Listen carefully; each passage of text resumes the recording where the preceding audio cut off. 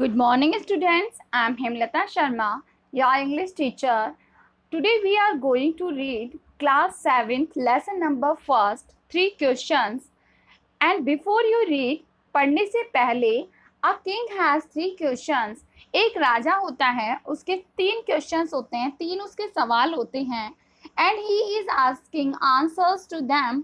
और वह जो आंसर्स पूछना चाहता है वो सारे उन क्वेश्चंस के आंसर्स जानना चाहता है. व्हाट आर द क्वेश्चंस, उसके क्वेश्चंस क्या हैं, उसके सवाल क्या हैं.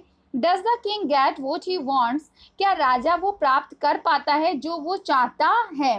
तो ये सारी बातें जो हमारी हैं चैप्टर की वो इसी के अंदर हमें देखने को मिलेंगी कि जो राजा है उसके 3 क्वेश्चंस क्या हैं और वो तीनों क्वेश्चंस के लिए जो भी जवाब वो जानना चाहता है क्या उसे उसका जवाब मिलता है. तो अब देखना शुरू करते हैं हमारा ये वाला चैप्टर. तो करते हैं शुरू हम 3 क्वेश्चंस का सीन फर्स्ट. 3 क्वेश्चंस यानी कि 3 सवाल. अब देखिए यहाँ से जो हमारा चैप्टर है, the thought came to the certain king that he would never fail. जो विचार है, एक थॉट आता है राजा के दिमाग में कि जो विचार उसके दिमाग में आता है वो ये होता है कि वो कभी भी फेल नहीं होगा, यानी कभी भी असफल नहीं होगा. इफ़ यू न्यू 3 थिंग्स, अगर उसे 3 चीज़ों का पता चल जाए तो वह कभी भी किसी भी काम में असफल नहीं होगा.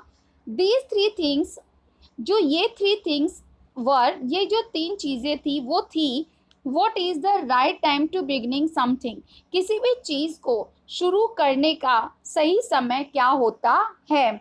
विच people should he listen to, उसे किस व्यक्ति को यानी किन लोगों को सुनना चाहिए. लिसन मतलब हो जाता है सुनना, तो यानी उन्हें किस व्यक्ति की बात को ज़्यादा इम्पोर्टेंट रखना चाहिए, किस व्यक्ति की बात को अच्छे से सुनना चाहिए.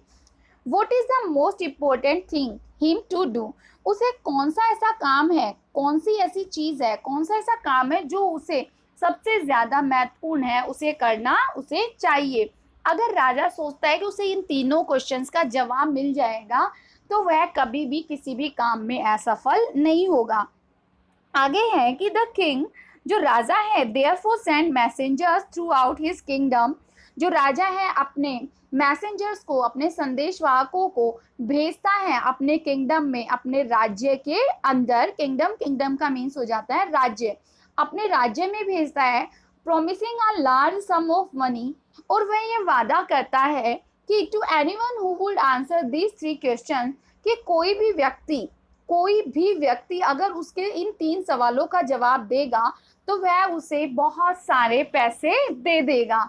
ऐसा राजा अपने मैसेंजर्स को कह के राज्य में कहलवा देता है कि जो भी कोई व्यक्ति होगा जो उसके इन तीनों क्वेश्चंस का जवाब दे देगा उसे एक बहुत ज़्यादा पैसे दिया जाएगा, आज लार्ज सम ऑफ मनी उसे दी जाएगी.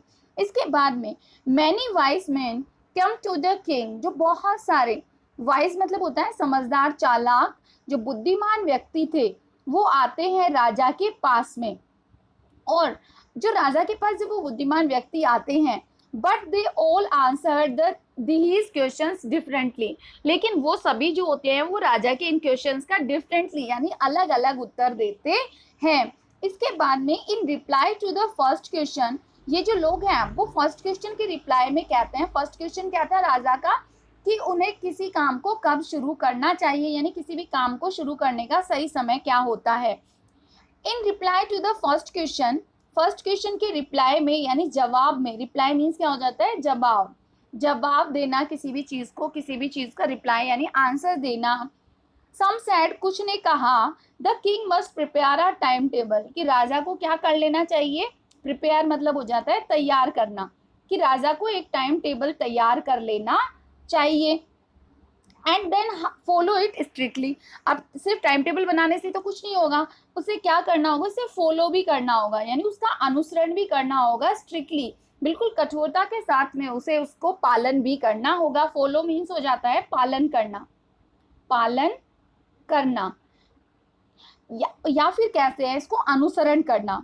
Only in this way they sad, और इसी तरह से दे सैड वे कहते हैं, could he do everything at its proper time, कि इस तरह से अगर राजा टाइम टेबल बना लेगा, उसे स्ट्रिक्टली फॉलो करेगा तो ये सब कहते हैं कि वो जो है हर चीज़ को सही समय पर कर सकेगा. अदर सेड, दूसरों ने कहा, that it was impossible to decide in the advance the right time for doing something. कुछ तो ऐसा भी कहते हैं कि इट इज इम्पॉसिबल, ये असंभव है। इम्पॉसिबल, इम्पॉसिबल मीन्स असंभव, यह असंभव है टू डिसाइड इन एडवांस, कि एडवांस में ही the right time for doing something, किसी भी काम को करने के लिए एडवांस के अंदर ही डिसाइड कर लेना कि कौन सा काम हमें किस समय पर करना है, ये चीज का निश्चय ले लेना बिल्कुल भी पॉसिबल नहीं है, असंभव है। The king should notice all that was going on, जो राजा था वो सभी चीजों को नोटिस कर रहा था। नोटिस यानी कि सभी चीजों पर ध्यान दे रहा था, जो भी चीजें हो रही थी। अवॉइड फुलिश प्लेजर, और जो मूर्ख लोग थे उनकी खुशी को अवॉइड भी कर रहा था। And always do whatever seem necessary at that time, और ये देखता था हमेशा, इस बात को वो महसूस करता था, नेसेसरी यानी जरूरी काम को, एट दिस टाइम, उस समय के। येट अदर सेड, जबकि कुछ दूसरे कहते हैं, that the king needed A council of vice man, उसके साथ ही कुछ लोग कह देते हैं कि राजा को क्या कर लेनी चाहिए, एक काउंसिल यानी कि एक सभा रख लेनी चाहिए जिसमें क्या हो, सभी बुद्धिमान लोग हों।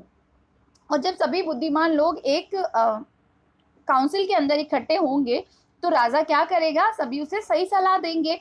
अब इसके साथ ही वो बोलना शुरू करते हैं कि who would help him act at the proper time, और जब ये काउंसिल वो रख लेगा, एक सभा रख लेगा, एक मंत्रीगण बना लेगा वो वाइज मैंस का, बुद्धिमान लोगों का, तो वो उसकी हेल्प करेंगे किसी भी काम को प्रॉपर समय पे करने की, यानी एक निश्चित समय पे करने की।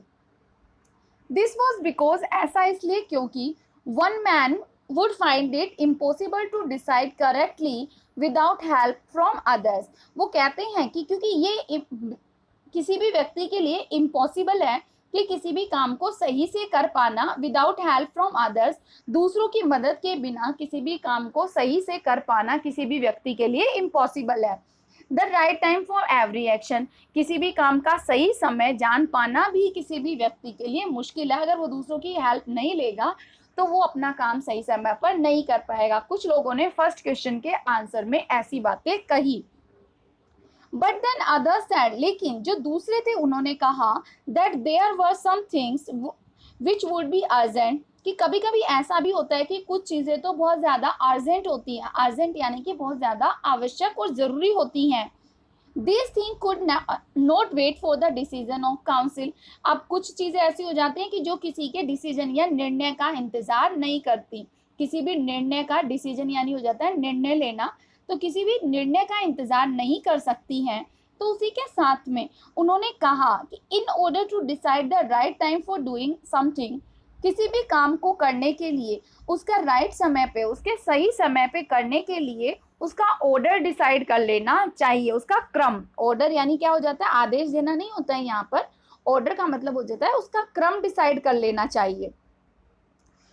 फॉर डूइंग समथिंग, किसी भी काम को करने के लिए, it is necessary to look into the future, और ये भी आवश्यक है कि हम उसके फ्यूचर को, उसके भविष्य को भी देख ले। यानी अगर हम कोई काम कर रहे हैं तो उसका फ्यूचर भी हमें देख लेना चाहिए कि उसका आखिर में परिणाम क्या होने वाला है। And only magician could do that, और ऐसा तो सिर्फ और सिर्फ कौन कर सकते हैं, मैजिशियन कर सकते हैं। मैजिशियन कौन होता है, जादूगर। ऐसा तो सिर्फ और सिर्फ जादूगर लोग कर सकते हैं। The king therefore would have to go to the magician, तो वो लोग सलाह देते हैं कि राजा को क्या कर देना चाहिए, मैजिशियन के पास चले जाना चाहिए, जादूगर के पास चले जाना चाहिए, क्योंकि कुछ चीज़ें ऐसी हैं जो जिनके लिए फ्यूचर को देखना बहुत ज़्यादा ज़रूरी हो जाता है। इसके साथ in their answers to the second question, यहाँ तक तो सभी ने किसके आंसर दिए, फर्स्ट क्वेश्चन के। In their answers to the second question, दूसरे क्वेश्चन के आंसर में, सम सेड दैट, किसी ने कहा कि the people most necessary to the king were his counsellors, किसी ने कहा कि जो राजा के लिए सबसे इंपॉर्टेंट लोग हैं वो उसके काउंसलर्स हैं, उसके सलाहकार हैं। अदर सेड, दूसरों ने कहा कि द प्रेस्ट, प्रेस्ट होता है पुजारी, प्रेस्ट कौन होता है, पुजारी, जो पूजा करने वाले होते हैं। उन्होंने कहा कि जो राजा है उसके लिए सबसे ज्यादा इंपॉर्टेंट कौन होगा, प्रेस्ट होगा, पुजारी होगा। A few others choose the doctors, और कुछ दूसरे लोगों ने कहा कि जो सबसे इम्पोर्टेंट है वो कौन होना चाहिए राजा के लिए, डॉक्टर यानी चिकित्सक होना चाहिए। एंड येट अदर्स सेड, और यहाँ तक कि दूसरों ने कहा that he soldiers were the most necessary, कि उसके जो सैनिक हैं वो सबसे ज्यादा नेसेसरी हैं, सबसे ज्यादा आवश्यक हैं। फॉर द थर्ड क्वेश्चन, अब जो उसका थर्ड क्वेश्चन था उसके जवाब में कुछ लोग कहते हैं कि सम सेड साइंस, कुछ ने कहा कि साइंस सबसे ज्यादा यानी कि विज्ञान सबसे इंपॉर्टेंट है। अदर चूज फाइटिंग, किसी ने कहा कि युद्ध यानी लड़ाई सबसे इंपॉर्टेंट है। एंड यट, यहाँ तक कि अदर्स ने कहा कि रिलीजियस वर्शिप, कि जो धार्मिक पूजा है, वर्शिप होती है पूजा करना, क्या करना, पूजा, भगवान की जो हम पूजा वगैरह करते हैं वही। तो किसी ने कहा कि कोई जो है, दूसरों ने यहाँ तक भी कह दिया कि सबसे ज्यादा इंपॉर्टेंट है धर्म, यानी धर्म की पूजा करना।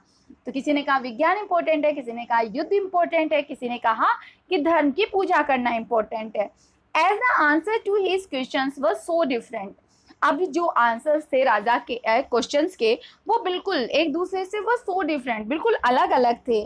The king was not satisfied, जो राजा था वो बिल्कुल भी संतुष्ट नहीं हुआ। सेटिस्फाइड, सेटिस्फाइड का मतलब हो जाता है संतुष्ट। राजा जो था वो सेटिस्फाइड नहीं हुआ, संतुष्ट नहीं हुआ उनके आंसर्स से। तो राजा ने क्या कर लिया, एंड गेव नो रिवॉर्ड, अब राजा ने कहा था ना कि वो क्या दे देगा, अ लॉट ऑफ मनी दे देगा, बहुत सारे पैसे दे देगा, पर राजा संतुष्ट नहीं था तो उसने किसी को भी किसी तरह का कोई रिवॉर्ड नहीं दिया, यानी कोई गिफ्ट या कोई उन्होंने पुरस्कार नहीं दिया। रिवॉर्ड का मतलब हो जाता है पुरस्कार देना। इंस्टेड, इसके बजाय, इंस्टेड होता है इसके बावजूद या इसके बजाय, राजा ने इंस्टेड यानी इसके जगह पर, he decided to seek the advice to of a certain hermit, उसने निश्चय किया कि वह अपनी एडवाइस अपने जो हर्मिट है यानी साधु, हर्मिट कौन होता है, साधु, जो कि कहाँ रहता है, बहुत ही बिल्कुल सिंपल सी लाइफ जीता है। साधु जो होता है बिल्कुल साधारण सी जगह पे रहता है, अकेला रहता है। तो उसने कहा कि जो वो है वो किससे कंसल्ट करेगा, किससे सलाह मांगेगा, एक राजा जो है वो जाएगा एक साधु के पास सलाह मांगने के लिए। और वो साधु कौन था, who was widely known for his wisdom, और जो ये साधु था वो वाइडली यानी चारों ओर सभी जगहों पर जाना जाता था, अपनी समझदारी के लिए, अपनी बुद्धिमत्ता के लिए जाना जाता था। The hermit lived in a would, जो हर्मिट था वो एक वुड में रहता था, वुड मतलब हो गया वन, यानी कि जंगल में रहता था। अभी जैसे आप फॉरेस्ट को कहते हैं वुड, यहाँ पर वुड का मतलब है वन यानी जंगल, और वुड का दूसरा मीनिंग लकड़ी भी होता है, लेकिन यहाँ पर वन है। विच ही नेवर लेफ्ट, और वह हमेशा उसी जंगल में रहता था, उस वन में, जिसे वो कभी भी नहीं छोड़ता था। नेवर यानी कभी नहीं छोड़ता था। He saw some no one but simple people, he saw कि उसने देखा कि कोई नहीं है, लेकिन वो कैसा है, बिल्कुल सिंपल साधारण व्यक्ति है। And so the king put an ordinary cloth, इसीलिए राजा ने क्या किया कि उसने भी क्या पहन लिया, अपने ऑर्डिनरी यानी साधारण कपड़े पहन लिए, बिल्कुल सिंपल कपड़े पहन लिए। ऑर्डिनरी की जगह हम जैसे इंग्लिश वर्ड अगर दूसरा यूज करना चाहें तो हम सिंपल वर्ड यूज कर सकते हैं। Before he reached the hermit hut, the king left his horses with his bodyguards and went on alone. अब जैसे ही वो हर्मिट के, राजा जो था हर्मिट की हट यानी कि झोपड़ी तक पहुंचता, उसने क्या किया, उसने अपने घोड़े और अपने जो बॉडीगार्ड थे उनको पीछे छोड़ दिया और अकेला, अलोन, अलोन मतलब अकेला ही राजा जो था वो हर्मिट से मिलने के लिए चला गया। तो यहाँ तक देखिए हमने अभी रीड कर लिया है। अगला जो आगे का पार्ट है वो हम अपने सेकेंड पार्ट में पढ़ेंगे, जो हमारी अगली क्लास होगी उसके अंदर। इसी के साथ thank you for watching my video. आपको अगर वीडियो अच्छा लगा हो तो प्लीज़ लाइक करें और इसे शेयर भी करें। Thank you.